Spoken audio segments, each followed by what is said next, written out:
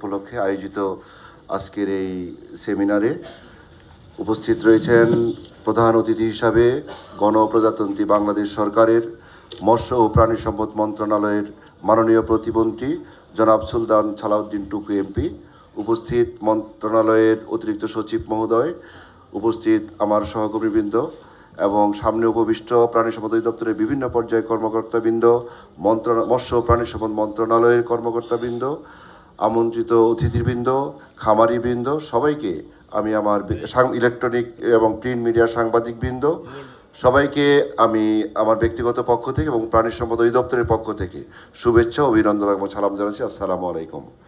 বিশ্ব দুগ্ধ দিবস উপলক্ষে আজকের যে উপস্থাপনা আপনারা দেখলেন, যে আমাদের দুগ্ধ উৎপাদনে নারী খামারিদের যে স্বীকৃতি, নারী খামারিদের যে অবদান, আজকে আমরা সকালবেলা ঈদের ছুটির প্রথম দিনে আমাদের অফিস, এই প্রথম দিনে আজকের আয়োজন করতে গিয়ে আমাদের অনেক ভুল ত্রুটি থাকতে পারে, আমি প্রথমেই সেই জায়গায় ক্ষমা প্রার্থনা করছি।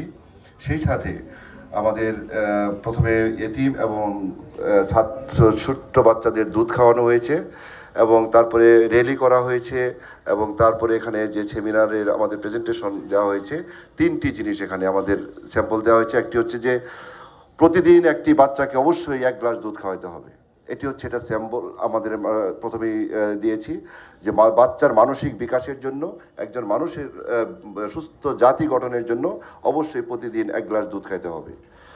সেকেন্ড হচ্ছে যে আমরা র্যালি করেছি মানুষের মধ্যে সচেতনতা বৃদ্ধি করার জন্য, যেন সবাই যেন আমরা দুধ খাই, দুধের প্রতি যেন আমাদের একটা আগ্রহ বৃদ্ধি পায়। যদিও আমি যদি এখানে প্রশ্ন করি যে আপনারা কয়জন আজকে দুধ খেয়েছেন, দেখা যাবে যে অনেকেই হাত তুলতে পারবেন না। তো এই জন্য আমাদের সবাইকে দুধ খাওয়ার অভ্যাস তৈরি করতে হবে দুগ্ধ শিল্প বিকাশের জন্য। থার্ড হচ্ছে যে আমরা সেমিনারের মাধ্যমে নারী উদ্যোক্তাদের বক্তব্য দিয়েছি যে নারীর প্রতি সম্মান, নারী যে আমাদের দুধ উৎপাদনে প্রায় 96%-এর উপরে বেশি অবদান রাখছে, এই নারীর এই কর্মটাকে আমরা স্বীকৃতি দেওয়ার জন্য আমরা আজকে এই নারী খামারিদেরকে এখানে উপস্থাপনা করেছি। সব মিলিয়ে মাননীয় প্রধান অতিথি শত ব্যস্ততার মধ্যেও আমাদের প্রথম দিনে আজকে এখানে সময় দিয়েছেন, এই জন্য কৃতজ্ঞতা জ্ঞাপন করছি। এবং আমি বিশ্বাস করি আমার 30 বছরের চাকরির জীবনে আমার এই প্রাণী সম্পদের যে অভিজ্ঞতা, যে ভালোবাসা তৈরি হয়েছে, মাত্র 3 মাস বয়সে মাননীয় প্রতিমন্ত্রী মহোদয়ের, আমার মনে হয় তার চেয়ে অনেক অনেক বেশি গুণে এই প্রাণী সম্পদের প্রতি ভালোবাসা তৈরি হয়েছে।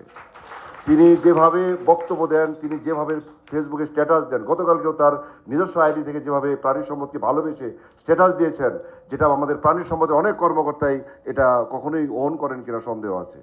আমি বিশ্বাস করি আমরা এমন একটি নেতাকে পেয়েছি যে নেতৃত্বের মাধ্যমে আমরা প্রাণী সম্পদকে, যেভাবে বাংলাদেশকে মাননীয় প্রধানমন্ত্রী এগিয়ে নিয়ে যাচ্ছেন, ঠিক একইভাবে প্রাণী সম্পদকেও আমাদের মাননীয় প্রতিমন্ত্রী মহোদয় সামনের দিকে এগিয়ে নিয়ে যাবেন, এই আশাবাদ ব্যক্ত রেখে আমি আবারও সবাইকে উপস্থিত থাকার জন্য ধন্যবাদ এবং কৃতজ্ঞতা জ্ঞাপন করে আমি আমার বক্তব্য শেষ করছি।